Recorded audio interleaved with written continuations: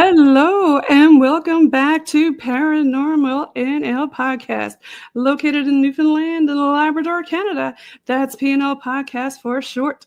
I'm your host and founder, Jen Nosworthy. Thank you for tuning in to UPRN, United Public Radio Network, 107.7 FM in New Orleans and 105.3 on that Gulf. For tonight's UPRN segment number 30, I've got a special guest from Ohio waiting backstage who I'll bring on shortly. I hope everyone out there is having a relaxing summer evening. Now it's time to grab a cold one and get ready for tonight's show. ParanormalNL Podcast is sponsored by the BOG team. It's a boots-on-the-ground BOG team doing historical paranormal investigations in Newfoundland, Canada. PNL Podcast believes in supporting international paranormal networking and highlighting global paranormal people, places, and things. If you'd like to be a guest on my show or have a historical or a heritage building that you'd like investigated in Newfoundland, contact us at paranormal.nl.podcast@gmail.com and follow PNL Podcast on the link tree at Paranormal NL Podcast and the BOG team. Now let's get on with the show. Tonight, I have all the way from Ohio, I've got Austin Lawrence. Welcome. Thank you. Thank you for having me. Austin, should I say welcome back? Now, to the folks who are on UPRN, you might not know, but on I think you were on season 2. Yes, episode 105 on Paranormal NL Podcast, the last time I had you on. Yeah, absolutely. It's an honor to be back. Yeah. So what's going on in Ohio? And tell us? Okay. Introduce yourself to the people at UPRN who don't know who you are. Yeah. So I'm Austin. I'm a paranormal investigator, author, filmmaker, something in there. I've been in paranormal for master of none, that type of thing. But I've been in the paranormal for 10, 15 years now. So it's kind of been my passion. Yeah, you do it all. You got a lot of stuff going on. Tell us about your new stuff that you got going on, Austin. Yeah, so I've been working for about the past year on the first season of my new show, The Dead Chronicles. I've done some paranormal shows in the past, but this time it's me, and that's it. So it's been kind of some growing pains trying to get everything nailed down, but now that everything's nailed down, I'm starting filming for season 2 next month. So oh wow, I can't wait. So you already got season 1 nailed down? It is about 80% nailed down. I'm hopefully going to finish it tonight and get everything nailed down, and then hopefully come out in a month or 2 is the plan.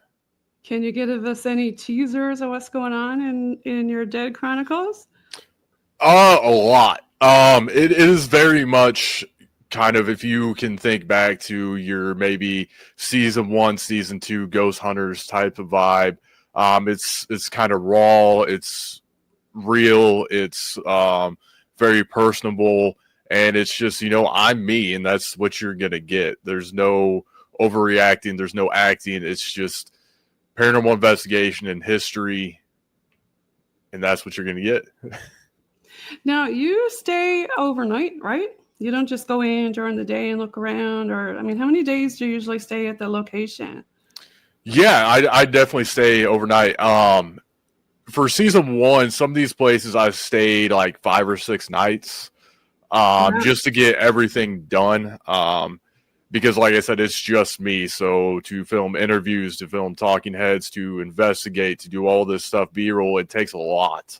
But I found a way to kind of trim off the fat and make it a lot easier. So season 2, I don't have to pay, $4,000 or $5,000 just to rent out a location for one episode because I'm broke. So, well, a lot goes into it. People don't realize how much goes into production and all the equipment and like you said, even just the background of getting the history off of the place, right?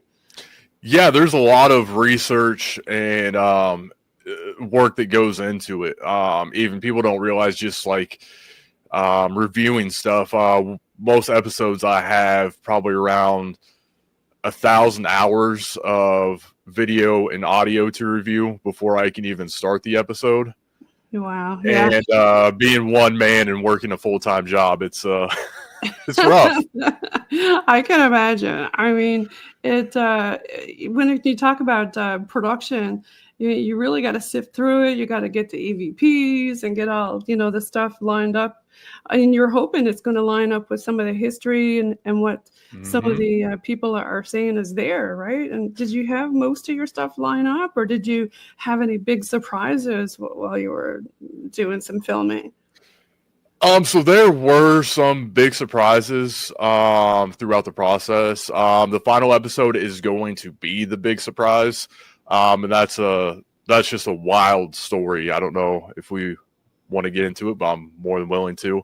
But a lot of stuff does line up too, and that's always really cool to see that you're talking with someone who lived there, who experienced this history, and you get firsthand accounts from someone who's lived these things, Did you want to talk a little bit about any of it, or without, divulging too much for your season coming out? Yeah, absolutely. So I had 5 locations this first season. The first one there being the Nike missile base in Oxford, Ohio. That was a really cool place to be able to go into a military base. Nice. It's the first time I've ever been able to do that, and that was a crazy experience. And the other locations were in Indiana, and it ends with the episode that inspired the entire series. The reason why the Dead Chronicles exists is because of the Randolph County Asylum. And the Randolph County Asylum has a really well-known person who lived there named Ida Gunkel. And she had a very rough go out there. She started to lose her sanity because of the disease she had. And so they would lock her up in the basement because the Randolph County Infirmary was a working farm on a highway. And it's not good when she would wander out at night into a farm field or into a highway. So, okay. Yeah. So they decided the best thing that they could do was lock her up in the basement during nighttime, and daytime just let her out. Gosh. Well, one night she just had enough, and she ended up taking her life down in the basement. And since then, there's been people who go down there and they treat her differently. They treat her as this crazy woman. And, once you start with crazy woman down there, then all of a sudden, now she's attacking people. Now she's, all these things. It's like the game of telephone, and all of a sudden we don't have a depiction of who this woman was in life. And it really bothered me, especially when people go down there and ask her questions like, well, how did it feel when you died? If she's down there, having her relive the worst moments of her life. Yeah, I've had a lot of investigators talk about that and how they don't like to be, I guess you would say, circus people, like, do this, touch that, tell me about this. They get sick of the same questions, right? I mean, they want to talk to you as a normal person. And I think they respond more to when you're totally off guard and you're doing something or talking to somebody about something completely different. Right. They seem to respond more, right? Yeah. It's because that's probably one of the few human interactions that they get, right? Because everything else seems so kind of scripted, because we have these questions on a sheet that every investigator has to ask. And once you kind of get off that script and you're like, hey, you're just a person. I can't see you, but you're just a person. Then you start to get more activity. But so the show was modeled off of her, and the Dead Chronicles being the stories about her that had died off and been replaced by these new stories. And so that was the main focus. And what I eventually did was, there was somewhere out there was a graveyard out there, supposedly 50 graves that had been lost. And I ended up raising enough money to bring someone down, Billy Wilkerson, an amazing individual who does ground penetrating radar and goes and restores old cemeteries. He came down from about 6-7 hours away, and we managed to find not 50 graves, but I think the latest count's around 250. Oh, wow. That's a lot. Yeah, you know, the ground penetrating radar and technology is amazing. It's awesome. And I love that you're bringing back to life the stories of the people. And is that some of your passion, like finding out like who were these people and just trying to tell their story? Yeah, absolutely. I think that, I always say if we keep the stories alive, then we keep those individuals alive too. It's no different if you have a loved one who had passed away. You sit there and you talk about them, you feel like they're right there with you, like they're still living, Right. whether or not in the physical sense or not. But we can keep these people and their stories alive because their stories are so insanely important, even if it's individuals that we don't necessarily look up to in society. Like, for example, one of the places I filmed at was the church that Jim Jones grew up in. Not a great individual, but there's still so much that we can learn from that story. Now, And did you want to tell us about that story? yeah, so Jim Jones, he grew up in a small town outside of Lynn, Indiana. It was called Crate, I believe. Crete. There's some pronunciation to it. But he grew up there, and what had happened when he was a child, his parents didn't care about him. They were on drugs, alcohol, and because of all these things, his dad was in the war, and he was subjected to a chemical attack, and so he couldn't work. His health was bad, and essentially what they did is they just threw him outside, and he would roam the streets hungry and naked Oh my and just gosh. not Who knowing what does to that? do. Right? Right. And, their family was so poor that they would literally go into the woods and try to hunt for food and try to scavenge berries and stuff like that. And they ended up living in this little like shack that had no electricity, no running water. They had nothing. And Jeez. so here's this little boy with no parents that cared about him, this horrible outlook on life. And he was taken in by these women at this church. Okay. And so that's where that's where he really grew up at.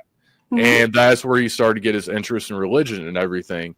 Okay. And the sad thing is that now this church, the town hates it. And just because Jim Jones had grown up there, and I just had to stop and think, the amazing work that the people in this church did. They did their best to raise this kid. They raised money for, the community. They helped out families and everything. And, could you imagine saying, oh, yeah, I was a preacher here and then everyone just looks at you like, Right. because of the evil that Jim Jones did afterwards. And it's interesting because Can you a tell lot of, the viewers who don't know what he did? yeah, so Jim Jones was a great air quotes person in the beginning. And he amassed this cult following. He was the first person to have an integrated church. It didn't matter what your background was. It didn't matter what color your skin was. It didn't matter your sexual orientation. He welcomed you. He loved you. And he even adopted kids from Africa. And back then, having a white man adopt kids from Africa was obviously extremely controversial. But to him, he would say, this is God's will. We're all God's people. He was really important for integrating a lot of restaurants and stuff in Indiana. And so he was really doing a lot of really good things. And then he goes off to California and starts the People's Temple.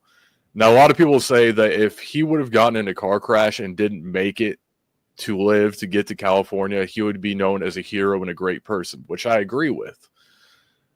But after he got the People's Temple started, then they go and they start this Jonestown overseas. And, he basically said, you come here, we're building this commune. You just sell all of your stuff. We're going to get away from the evil in the world that's, existent. We're going to cut ties with all of it. And we're going to live a good, godly life. And I think a lot of the issue came from not only his narcissism, but his rampant drug usage at this point. He started to kind of lose his mind. And they would start holding these white nights where they would go through the motions of this mass suicide. Because he said at one point in time, these people are not going to like our ways and they're going to come after us.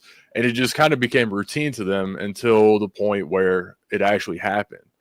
And we're talking about thousands of bodies now at this point.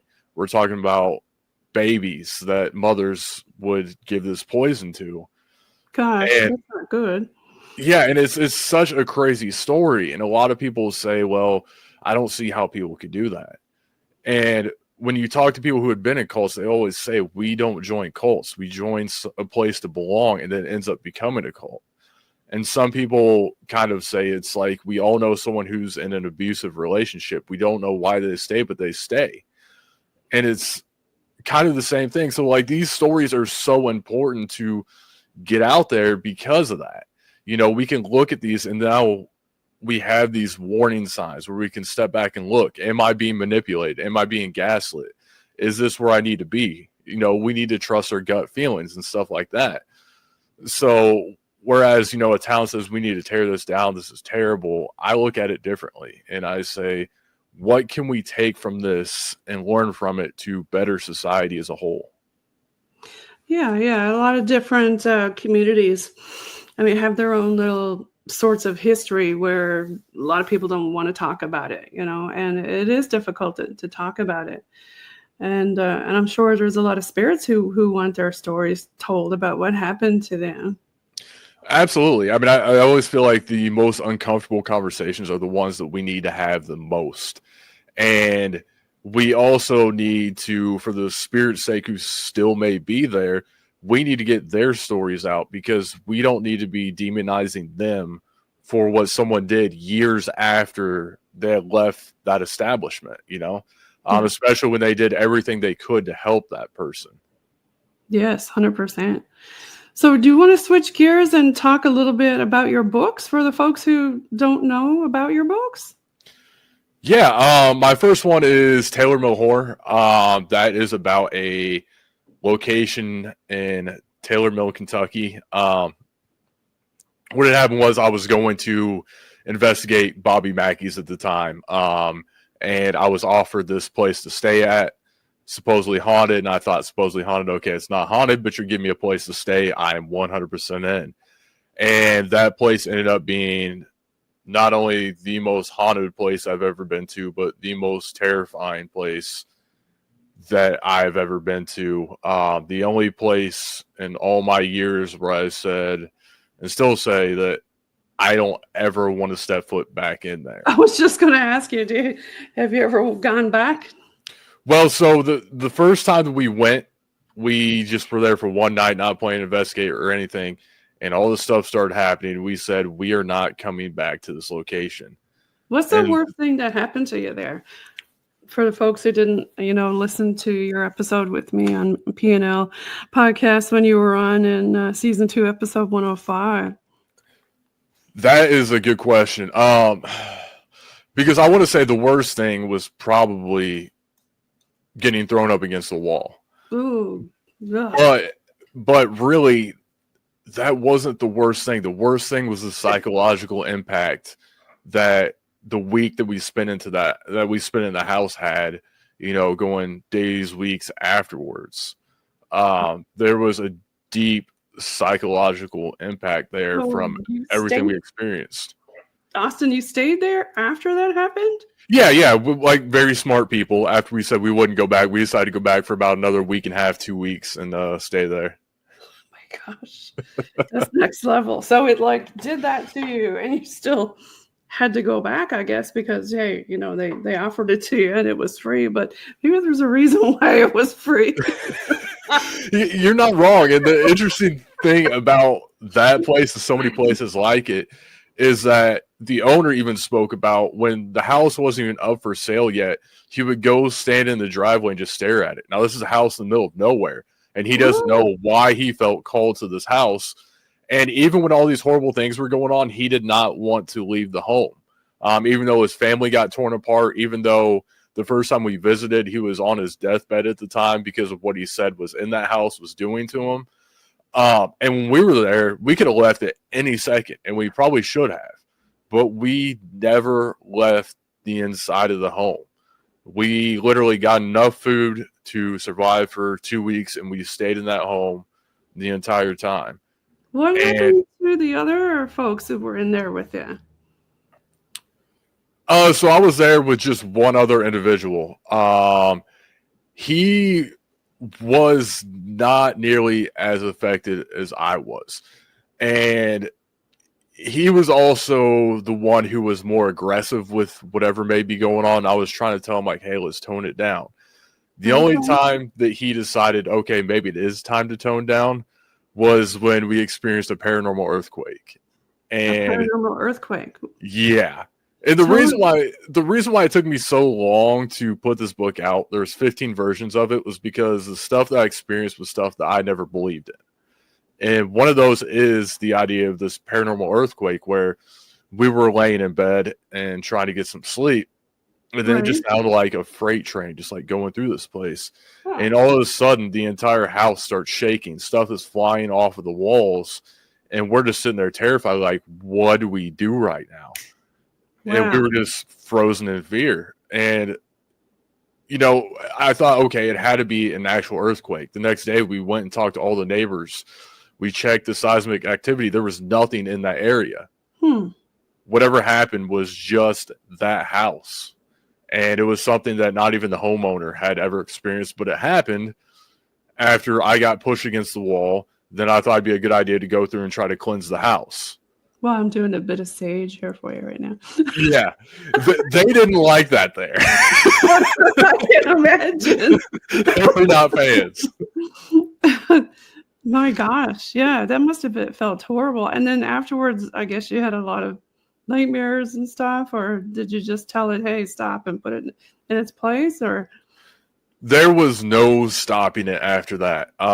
There was definitely nightmares after that. There was something that followed me after that.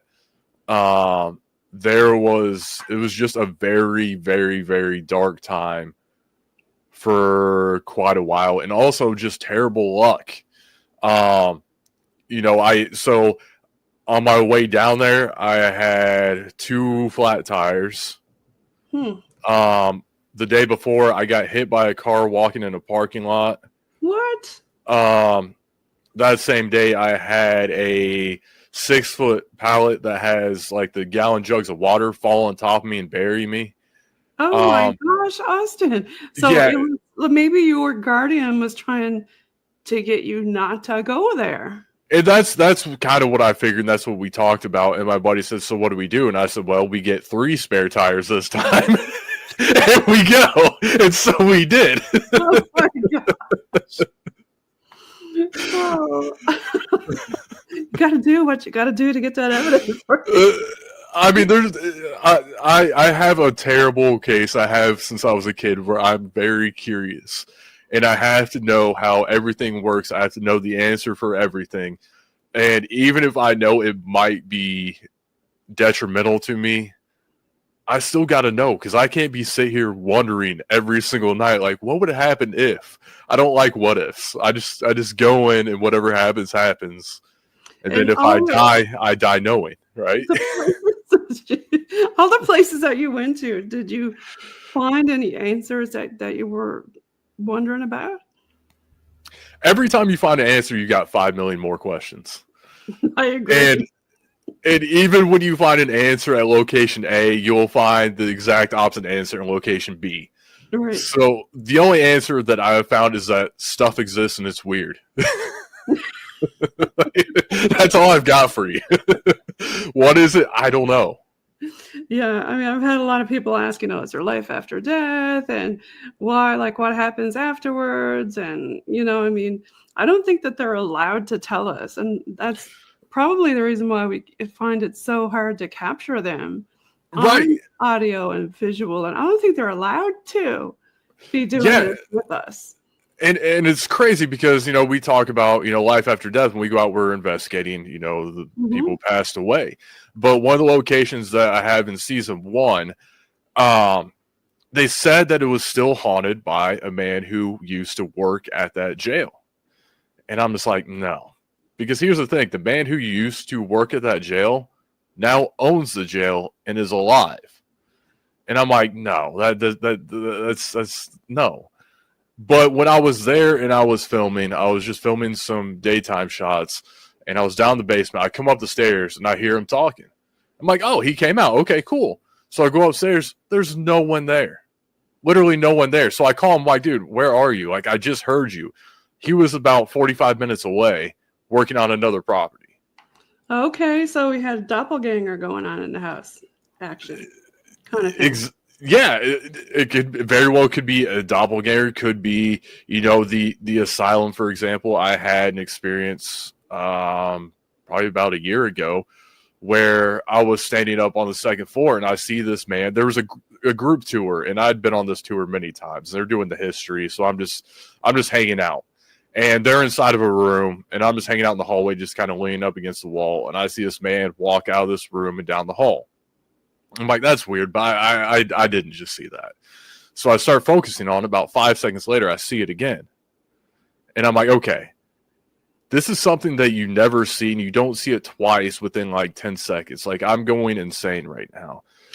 And then a woman who is a volunteer out there came up the stairs because she had taken a girl would go downstairs to go to the bathroom, and she brought her back up. And so she stands next to me. And it happens again. And she said, did you see that man walk out of that room? And instantly I took off down the hall and I'm searching for it. And we found no explanation. But later, come to find out that this room is known for having some sort of time slips. Okay, yeah. And it's interesting that she was able to see it also, because it's great when you have somebody with you who actually see it or hear it also, because when you're by yourself, you always question yourself, like, nah, yes. Like you said, right? Nah, that's not, no, I didn't see that, or I didn't hear that. But if somebody else is there and you capture it, then it's like, okay, let's look into this, right?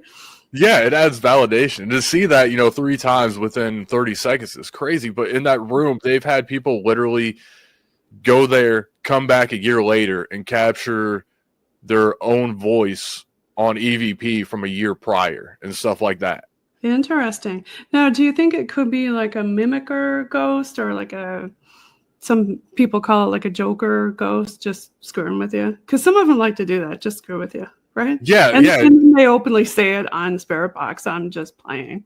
Right, yeah, it very well could be some sort of trickster vibe. It could be a time slip. It could be literally anything. And I don't think we'll ever know. It's hard to know, right? So do you want to tell folks a little bit about your other book? Yeah, so Hell's Carnival was my fiction-based novel. It's kind of a graphic, well, it is graphic, novel that was based on 2 things. One was a reoccurring nightmare I had since I was a child up until adulthood. And in that time, I had instance where I witnessed a very brutal and tragic death. And so that started giving me nightmares. And the 2 nightmares started intertwining. And I'm like, I got to do something with this. So it's like, all right. And I just put it out in a book. Yeah, I mean, that's pretty traumatic stuff. Yeah, it was. And it was kind of it's weird to say, but it was my therapy.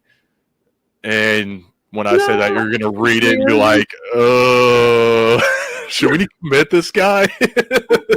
Well, a lot of people use therapy, writing as therapy, because it does help. It helps you think through your thoughts about, what happened and try to piece them together. Have you ever had different Q's and A's or different people who experience the same thing talk about your experience or with you?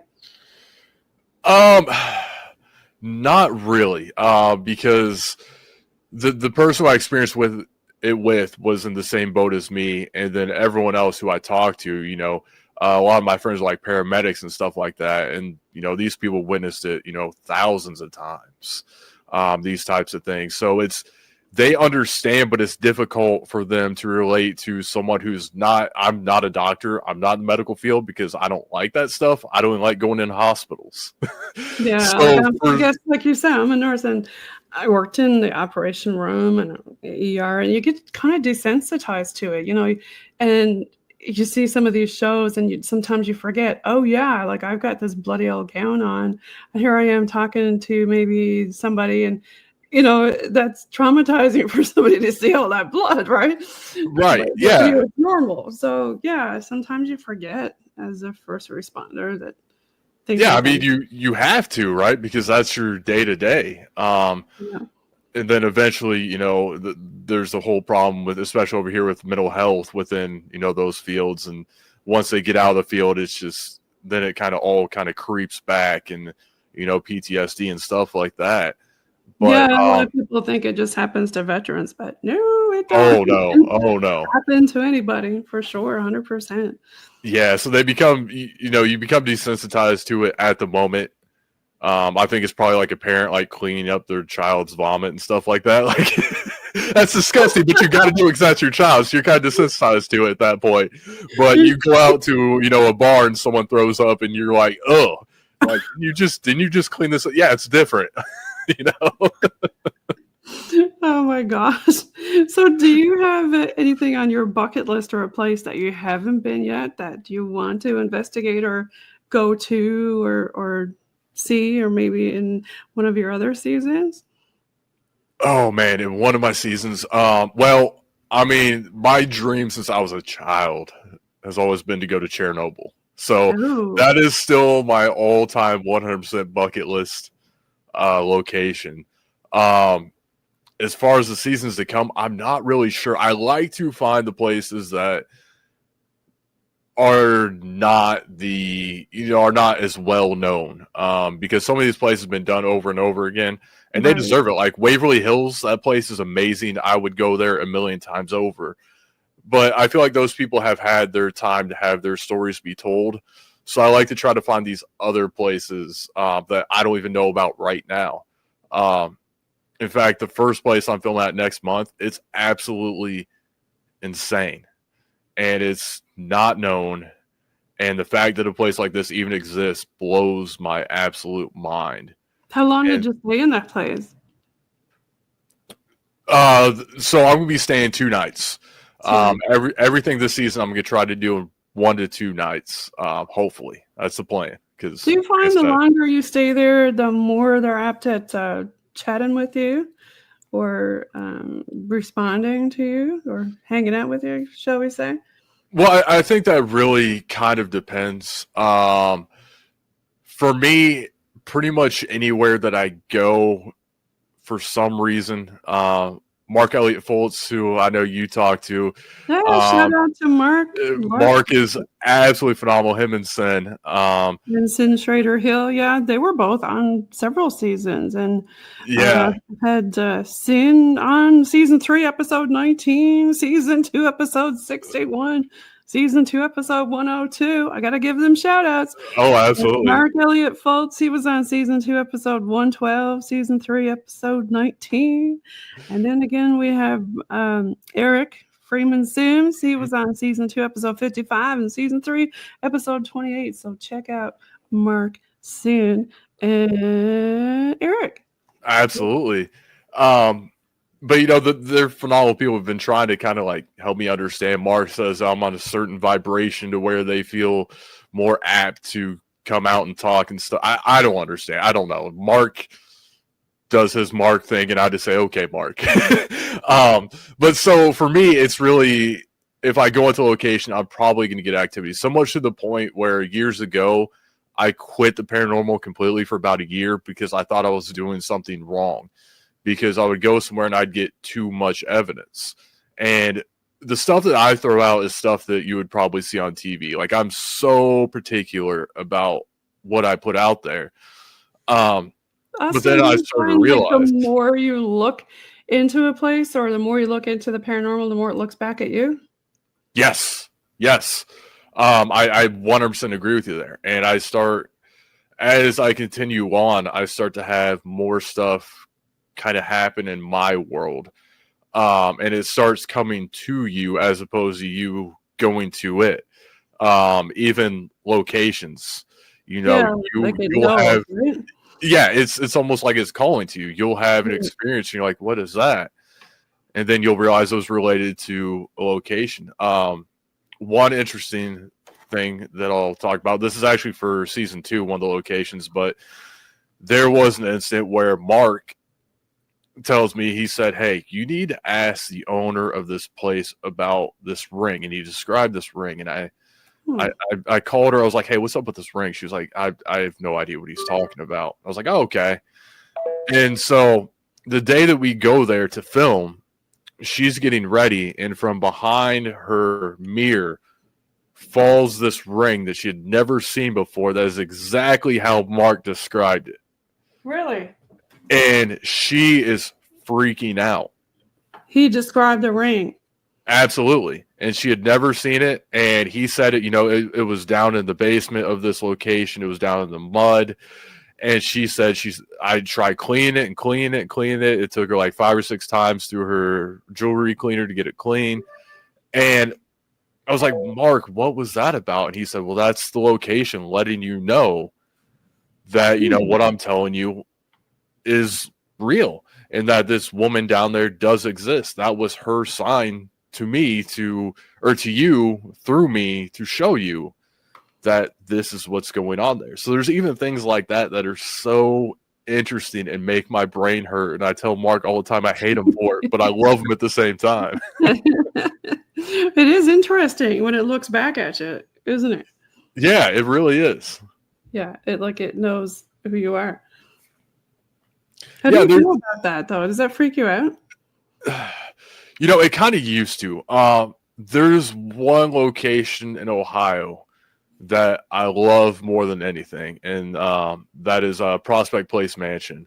I haven't been there in a while, but it was built to be part of the Underground Railroad. So much history there is phenomenal. But so I'd been there like 40 sometimes. I spent the night. I think the last time I went there was like night 45, and that was about a year or two ago. Because I used to rent the place out for like a week and just live there for a week because I loved it so much. Okay. And the last time that I went prior to this was probably about 2 years before. And so we're upstairs doing an Estes method, and all of a sudden the guy who was under starts talking about these things that lined up to the things that I experienced 2 years prior, down to, I remember we bought this pizza from this pizza place. We thought it was a good idea. We're like, just throw everything on it. And this pizza man shows up, and that pizza was like $48 for a medium pizza.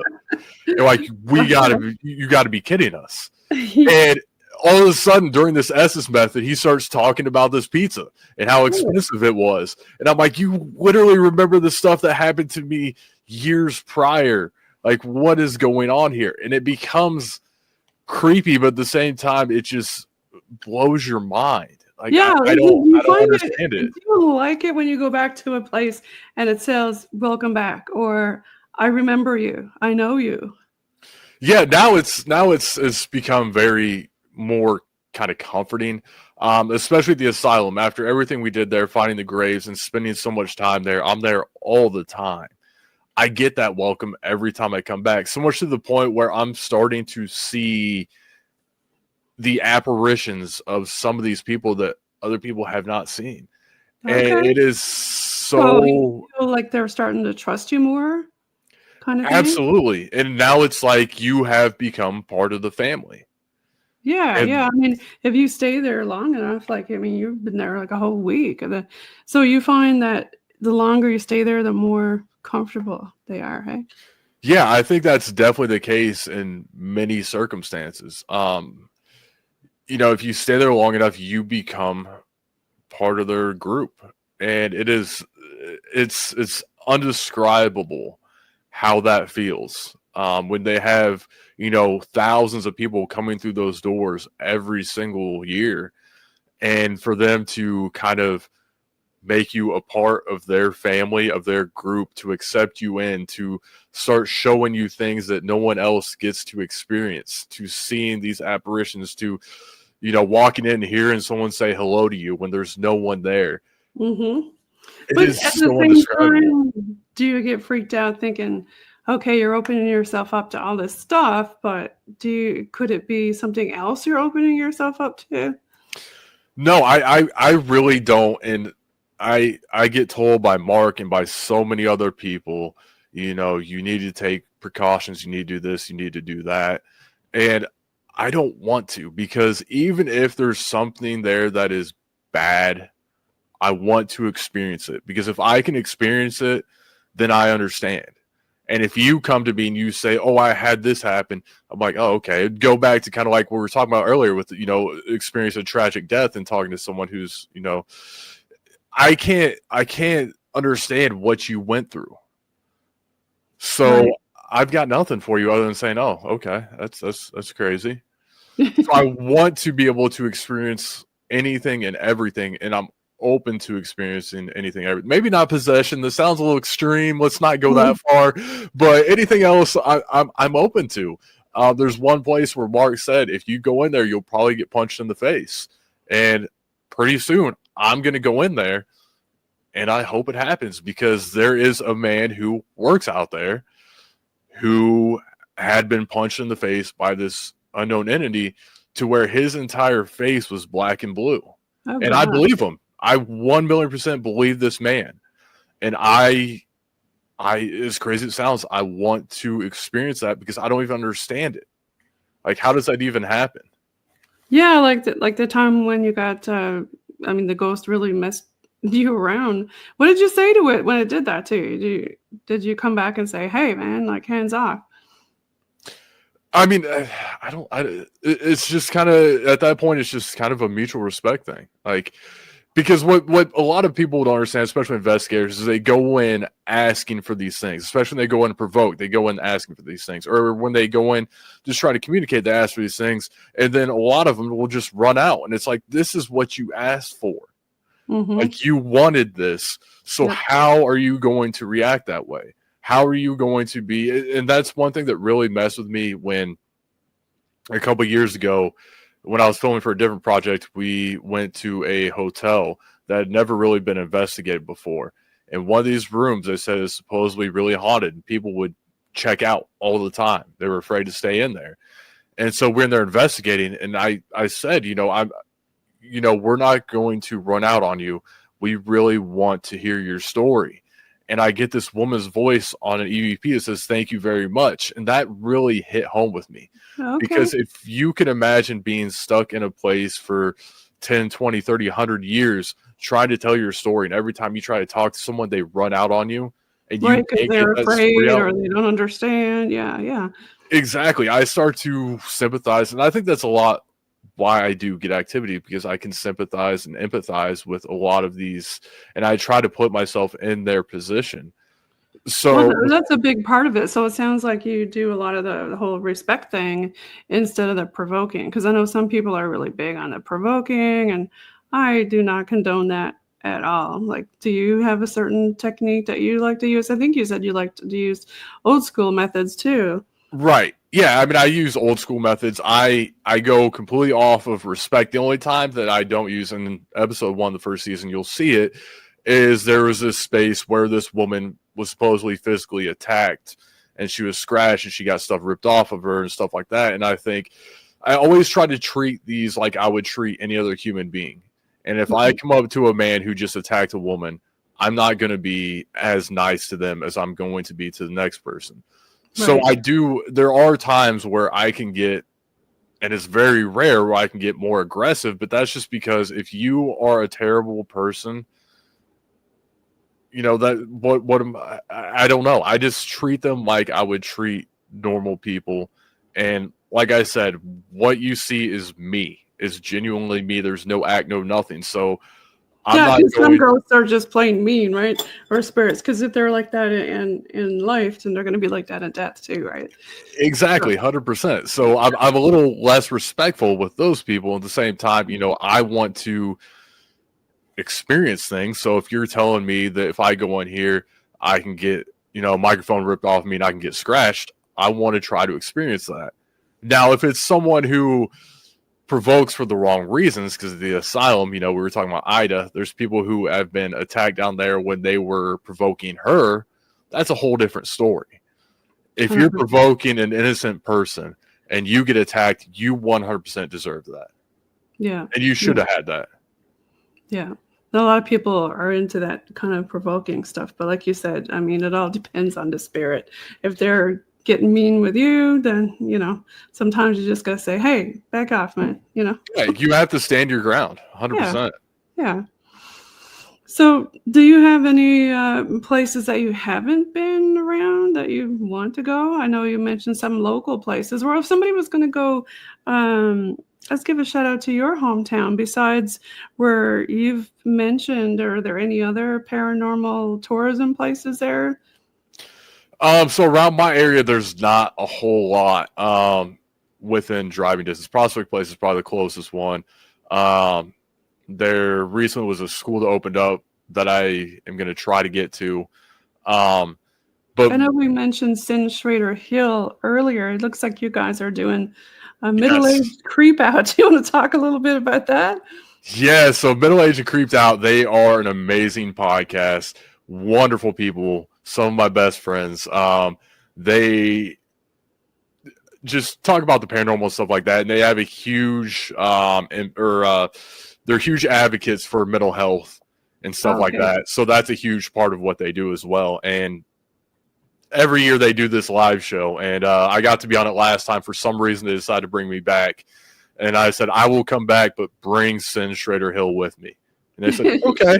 Sin is I'm awesome. so excited. Sin is my favorite person to ever exist, and I tell her that all the time. She tells me to shut up, but she can't tell me to shut up on here. She is my favorite person to ever exist.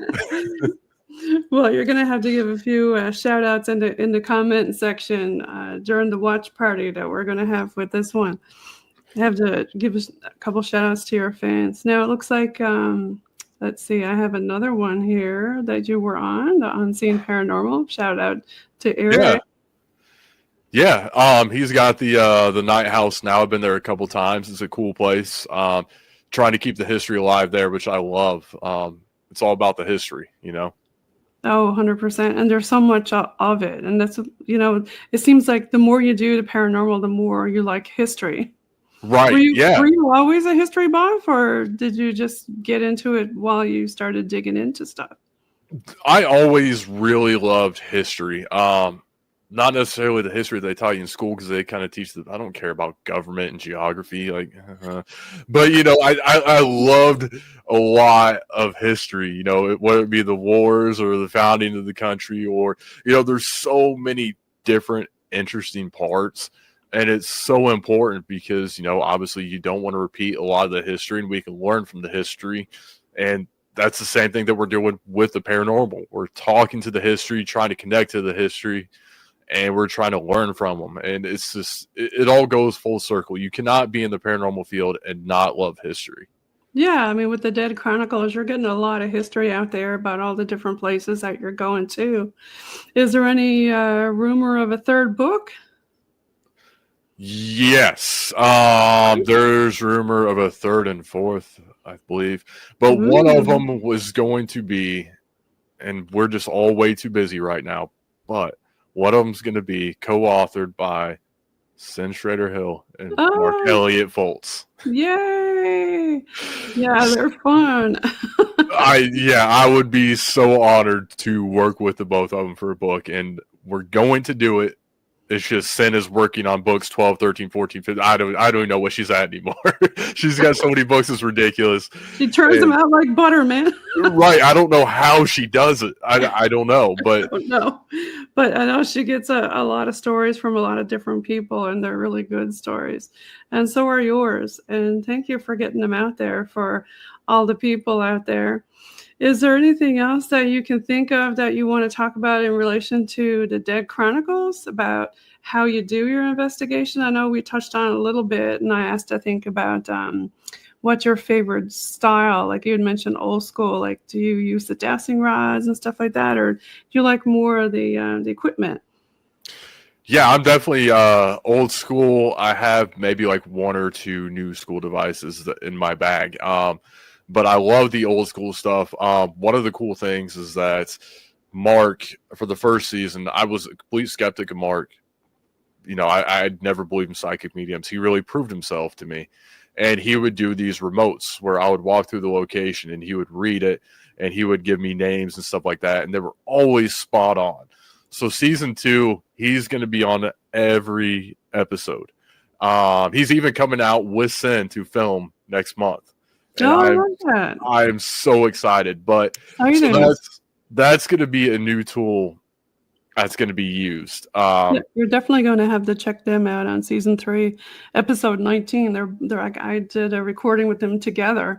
So yeah, and also watch them on the Dead Chronicles. You're going to love them.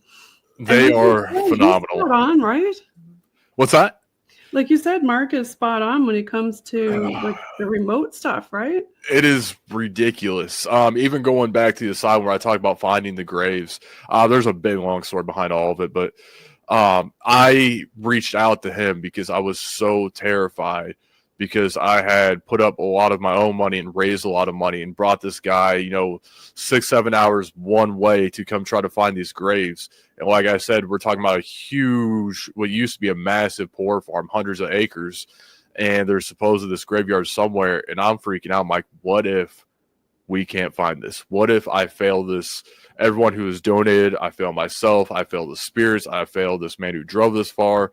And so I'm having this panic attack nonstop for like a week up until the day he comes. And I said, Mark, help me out. And he said, sure. He comes back the next day, draws me a map. He says, here's your graves. I'm like, okay, Mark. I love that. The man shows up. He's like, do you have any idea? I said, look, I got this map that this psychic medium drew. Do whatever you want with it. He's like, all right, let's go check it out. We get to the spot. He's like, yep, here's your graves. Like, you got to be kidding me. You're like, how did you know? Right. And the story gets even more wild from that. But he has proven himself time and time and time again to where I can no longer be a skeptic of him as much as I want to. And even in the first season, I tried him because he said, don't tell me anything about the location you're visiting. I don't want to know what they are, what state, what city. I don't want to know anything. So weeks prior, and I told him about this afterwards, and he laughed about it. Weeks prior to the first investigation, I start posting this stuff on Facebook because we were Facebook friends about this location I'm going to, I'm visiting, I'm posting all this stuff, some history, some stories. I was never going to that location. I just wanted to see if Mark would start giving me information from what he saw me post. So I'm acting like I'm going to this location. I'm not going to this location. Flag out to see if he would. He did not bite at all. Okay. At all. That's good to know, right? Right. Say, oh, they're just going to go on social and find this and that. But exactly. That's what I thought because we've seen it so many times. He would not bite. And I was like, okay, Mark. Okay. Yeah, you got to follow Mark Elliott, folks. He is the real deal. He is the realest deal I've ever met. Yeah, awesome. And what's the picture in the background that you have behind yourself? Yeah, so that's actually Prospect Place Mansion. I didn't get to film there yet, unfortunately. I'm going to try to. They are another place that's been an unfortunate side effect of kind of what we were talking about. They used to allow filming, but then they had a bunch of people come in and start naming it the Demon House. Oh, okay. So all of a sudden we have this extremely important historical place that people have started to try to label the Demon House when there's nothing demonic there. There's nothing like that, but a bunch of YouTubers went in there and tried to label it that. Yeah, unfortunately that happens, right? That's too bad. So I understand why they started saying, okay, we're not going to allow filming here anymore because the history is more important than, your YouTube video. But I'm going to try to get a hold of them. I'm going to try to get back in there and hopefully film there one day because it has such an amazing story to tell. Yes, 100%. Now, when you go in there, when you use your video taping and stuff like that, do you bring in a bunch of stuff like static cams, X cams, and how many different cameras do you bring in? So I run 4 static cams for sure at all times. And then I have my 2 cameras I use when I investigate, and then I've got 2 other cameras I can place up anywhere. And then I have 2 tape recorders that I'll put out, and then 2 other audio recorders. So I'll carry one with me, and I might put the other one out. So I try to cover the places as much as I can for as long as I can, which is great until I get home and I'm like, why did I do that to myself? Well, I was just thinking post-production. OMG. Like, how long does it take you to go through all that stuff? Forever. You know? That's why I'm trying to cut it down to one night investigating for this season. Do you keep it running 24/7 or do you just yeah, okay. You never know what you're going to miss. Exactly, because if a place is haunted, it's going to be haunted in the daytime too. So it don't matter if it's not, people wait, the witching hour. No, if it's haunted, it's haunted. You go in the daytime, you're going to catch something too, right? Absolutely. I've had plenty of experiences during the daytime, and season 1, you'll start to see there's one place in particular where I left the location, and then everything starts to go crazy. And I captured all kinds of insane stuff on all the cameras that if I would have not left them running overnight, I would have never known about. So after that, I'm like, I got to keep these going all the time. Yeah, there's a lot of footage to sift through for sure. Do you want to give a shout out to your fans and tell them where to find you and how to follow you? Yeah, everyone can find me on Facebook if you search the Dead Chronicles. That's kind of where I live right now. I haven't done much posting because I've been so hard at work on getting this first season done. It's 85% there. I'm hoping that'll be out completely in June or July. But if you guys follow me over there, you'll stay up to date. I will let you guys know when it's out, where it's going. And your books, they're all, I think, on Amazon, right? Yeah. Yep, you can find Paranormal Horror and Hell's Carnival both on Amazon. Hell's Carnival just recently got an audiobook. So if you don't like to read, like me, I've not even read my own books. I'm not a reader. You can go listen to the audiobook. Well, a lot of people do that instead. They listen to the audio instead of read the book. So folks, go listen to his books on audio, Hell's Carnival and the Taylor Mill Horror. You won't be disappointed. And thanks again so much for being on the show. You want to give a shout out to your fans? Oh, thanks for having me. I don't like the fans word. I don't have those. But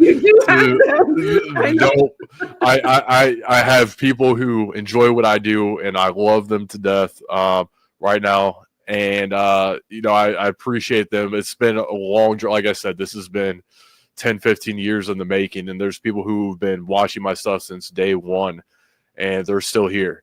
And I appreciate those people so much, and the people who've helped me, especially this season. Part of the reason why it's taking so long, I got hacked and they erased all my hard drives. After I already had 2 episodes completely done. And to go back and try to recover that stuff, I recovered a lot of it, to have to refilm stuff. If it wasn't for these people who supported me and for these people in my circle, this would never happen. And I appreciate all of them more than they'll ever know. Yeah, for all the folks listening, I always have a backup to the backup. I did, and that got erased too. So just have a backup to your backup that's not on your network. Take it completely offline. Listen to Austin. Yeah, we don't want that to happen to anybody's stuff. Oh, gosh. Yeah. Well, can't wait to see the Dead Chronicles, and tell us where we can watch it and find it when it comes out. So like I said, just go follow it on Facebook for now. Basically what's happening is I am finishing it. I'm giving it to someone who is then going to pitch it to all the streaming services. So we don't know what streaming services yet, but it's going to be on at least one. So I will announce it as soon as I know on Facebook and let everyone know. Awesome. Well, thanks again for being on the show. I'm going to leave you guys with some Boots on the Ground team music by Robert Dumont, now available on all streaming platforms and social media platforms. And you are listening in on UPRN, United Public Radio Network, on 107.7 FM in New Orleans and 105.3 FM on that Gulf Coast. And here we go with some BOG team music.